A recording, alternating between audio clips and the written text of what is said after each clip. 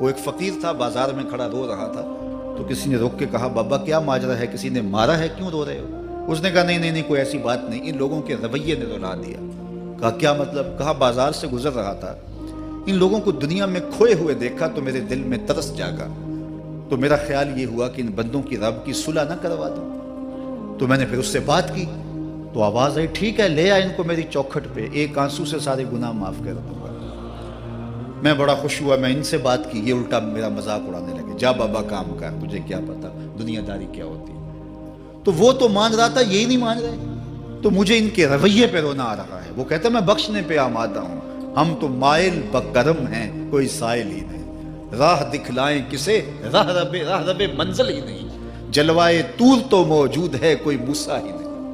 وہ تو کہتا ہے میں معاف کر دوں گا، لیکن یہ عجیب ہے کہ یہ آمادہ ہی نہیں ہے، یہ مان ہی نہیں رہے۔ تو مجھے ان کے رویے پہ افسوس آ گیا، ان کے رویے پہ رونا آ گیا، اس لیے میں رو رہا ہوں، ورنہ نے مجھے مارا نہیں، کوئی تکلیف نہیں پہنچائی۔ خیر اگلے دن وہی بزرگ قبرستان کے قریب سے گزرے تو دیکھا کہ وہ بابا قبرستان میں کھڑا رو رہا ہے، تو پھر رک گئے کہ بابا بازاروں میں بھی روتا ہے، قبرستانوں میں بھی روتا ہے، آج کیا ماجرا ہے؟ کہا آج بھی میرا ماجرا کل والا ہی ہے۔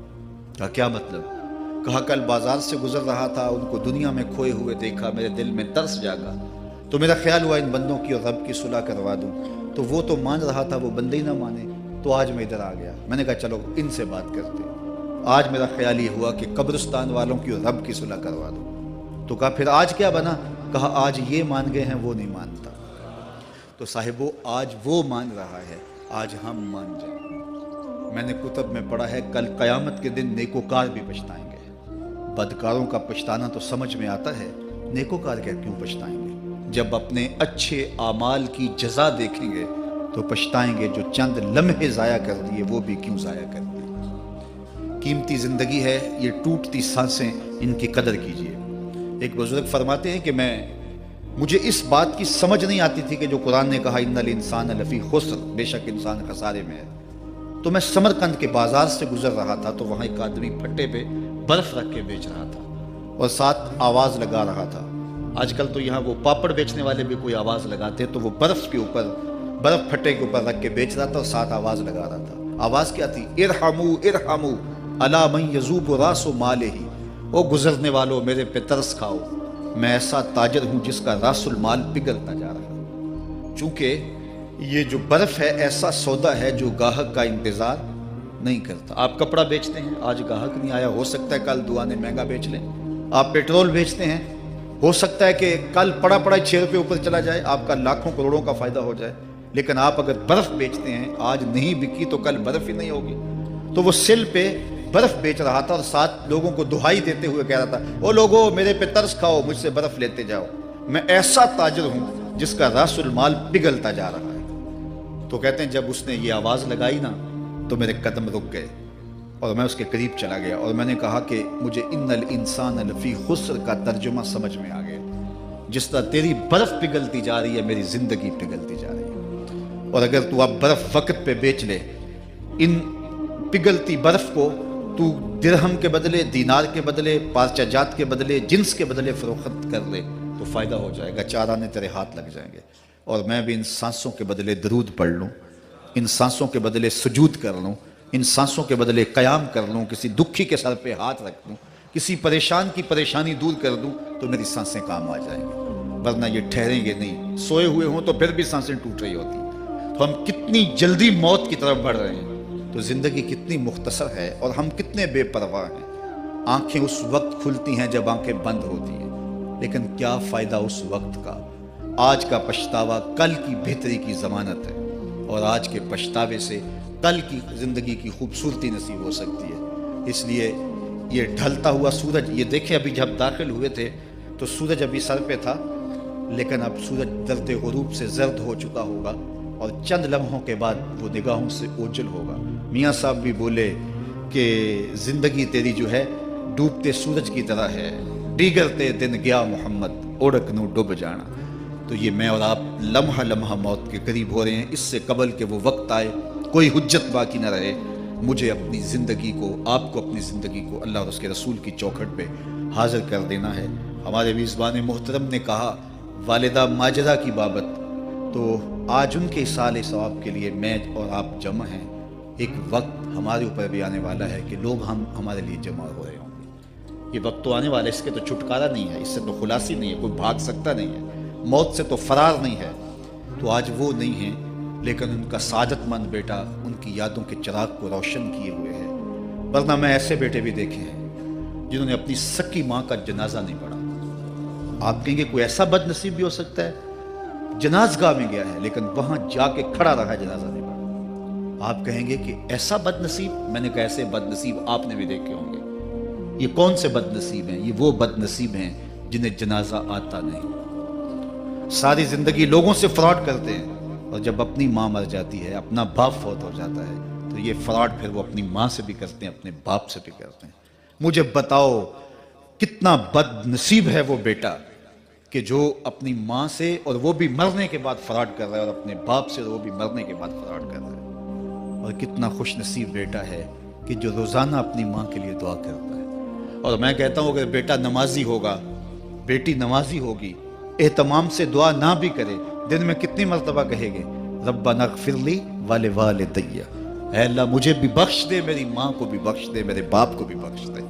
اور جب بندے ہاتھ اٹھا کے دعا مانگتے ہیں اللہ خالی ان ربکم حیی کریم یستحیی من عبدہ اذا رفع یدیہ ان یردہما صفرا، تمہارا رب حیا کرنے والا سخی ہے، کریم ہے.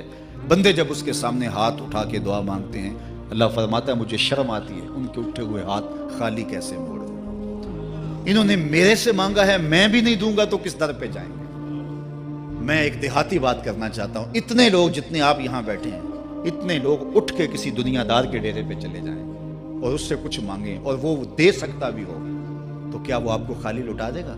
وہ کہے گا ڈیرہ داری کی شان کے خلاف ہے کہ اتنے لوگ دروازے پہ آ گئے اور ان کو خالی موڑ دوں. تو جب تم اتنے بڑے ڈیرہ دار ہو اور تمہیں اتنی غیرت ہے کہ اتنے لوگوں کو خالی نہیں موڑتے، تو کریم خالی موڑتے.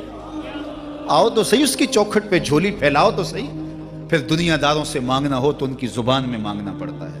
اللہ سے جس زبان میں مرضی مانگو، عربی میں مانگو، اردو میں مانگو، ہندی میں مانگو، سندھی میں مانگو، اقبال کے لہجے میں مانگو، سعدی کے انداز میں مانگو. نہیں مانگنا آتا خالی ہاتھ پھیلا دو، وہ بند لبوں کی بولیاں بھی سنتا ہے. آؤ تو صحیح اس کی چوکھٹ پہ، اپنے ہاتھ پھیلاؤ تو صحیح. دنیا داروں سے مانگے تو ناراض ہوتے ہیں، خدا سے نہ مانگو تو ناراض ہوتا ہے. اللہ کل ما یابو بکم ربی لولا دعاؤکم. آؤ نا اس کی چوکھٹ پہ، دستے طلب دراز کرو. دنیا داروں سے مانگنے کے لیے وقت چاہیے. اس وقت تو صاحب سوئے ہوں گے، اس وقت تو ناشتہ کر رہے ہوں گے، اس وقت تو بیوی بچوں کے ساتھ مشغول ہوں گے. لیکن اللہ سے جب بھی مانگو، پچھلے پہر کنڈی کھڑکاؤ در رحمت کھلا پاؤ گے. دن کو مانگو، رات کو مانگو، مانگو تو صحیح. وہ تو اتنا کریم ہے. اچھا بت کو سامنے کھڑا کیا ہے اور زلیخا ہاتھ جوڑے بت کے آگے پکار کرتی ہے، روزانہ سے شام کھڑی ہو جاتی ہے، یا صنمی یا صنمی، اے میرے بت، اے میرے بت، بچھڑا ہوا یوسف ملا دے. سحر دم تک پکارتی رہتی. عمر بیت گئی، چہرے پہ جھریاں آ گئیں، بڑھاپا طاری ہو گیا. ایک دن رات کا پچھلا پہر ہے، بت کے آگے ہاتھ جوڑے یا صنمی کا وظیفہ پڑھ رہی ہے. اچانک نیند کا جھٹکا آ گیا، زبان بل کھا گئی، بولی یا سمادی یا سمادی. کہا جبریل جلدی جا، یوسف کے گھوڑے کا رخ موڑ دے. یا اللہ تجھے تو نہیں پکار رہی، وہ تو بت کو پکار رہی ہے. زبان بل کھا گئی، یا صنمی کی بجائے یا سمادی کے لفظ زبان پہ آ گئے. کہا جبریل اتنا عرصہ ہوا بت کو پکارتے ہوئے، اس نے کوئی جواب نہیں دیا. آج جیسے بھی اس کے لبوں پہ میرا نام تو آیا ہے، اگر میں نے بھی جواب نہ دیا، میرے اور بت میں فرق کیا ہوا؟ تو آؤ آج کی اس مجلس میں ہم ان کی والدہ کے لیے دعا مانگیں. اے عرش کے مالک، ان کی والدہ کو حضور کی ماں کا صدقہ جنت کی بہاریں عطا کر.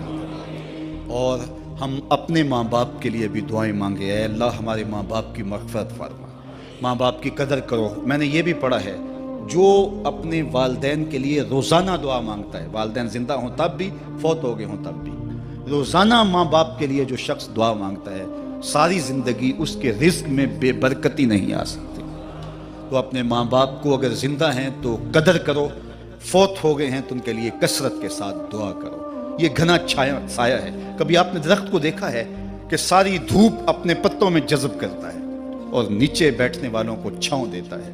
ماں باپ سارے دکھ اپنے اوپر لیتے ہیں، اپنی اولاد کو آسائش اور راحت پہنچاتے ہیں. قدر نعمت زوال نعمت کے بعد ہوتی ہے. جب نعمت پاس ہو تو قدر نہیں ہوتی، جب چھنتی ہے تو پتہ چلتا ہے کہ کتنی بڑی دولت تھی جو چھن گئی۔ میں تو آپ کیا، میری اور آپ کی حیثیت کیا، ماں کی کمی تو آمنہ کے لال نے بھی محسوس کی ہے۔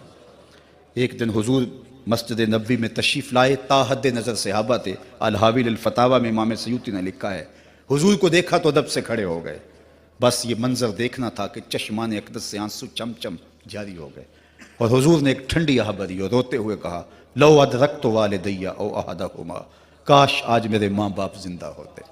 انسان نے دکھوں کا دور دیکھا ہو نا، اچانک خوشحالیاں مل جائیں تو پھر انسان یہ آرزو کرتا ہے کہ میرے ماں باپ نے میرا وہ غربت کا دور دیکھا تھا، آج دولت کی چہل پہل بھی دیکھتے، آج میرے آنگن میں بہاریں بھی دیکھتے تو کتنے خوش ہوتے۔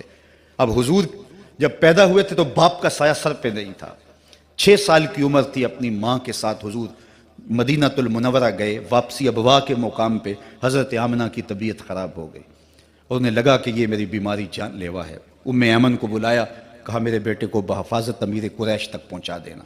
پھر خود حضور کے سر پہ ہاتھ رکھا۔ سیدہ آمنہ سلام اللہ علیہا حضور سے کوئی باتیں کرنا چاہ رہی تھی لیکن ضبط کے بندھن ٹوٹ گئے۔ ابن حشام سیرت کی پہلی کتاب ہے، اس میں تفصیل سے یہ واقعہ موجود ہے۔ جب سر پہ ہاتھ رکھا تو حضرت آمنہ کی آنکھیں چھلکنے لگی اور روتے ہوئے آپ نے چند جملے کہے، کہا بیٹا ہر نئی چیز نے پرانا ہو جانا ہے، ہر باقی نے فنا ہو جانا ہے، میں بھی جا رہی ہوں بس ذکر باق، لیکن میرا ذکر نہیں مٹے گا۔ وَوَلَدْتُ طُہْرًا، اس لیے کہ تیرے جیسا پاکیزہ بیٹا چھوڑ کے جا رہی ہوں۔